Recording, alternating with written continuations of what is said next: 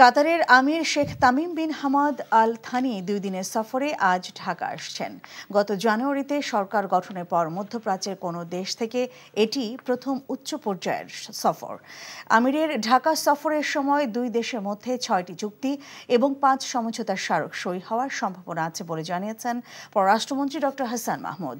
সফর উপলক্ষে রোববার সংবাদ সম্মেলনে তিনি জানান, চুক্তিগুলো হচ্ছে দ্বৈতকর পরিহার, আইনগত বিষয়ে সহযোগিতা, সাগরপথে পরিবহন, বিনিয়োগ, উন্নয়ন ও সুরক্ষা, দণ্ডপ্রাপ্ত ব্যক্তিদের বদলি ও যৌথ ব্যবসা পরিষদ গঠন সংক্রান্ত চুক্তি।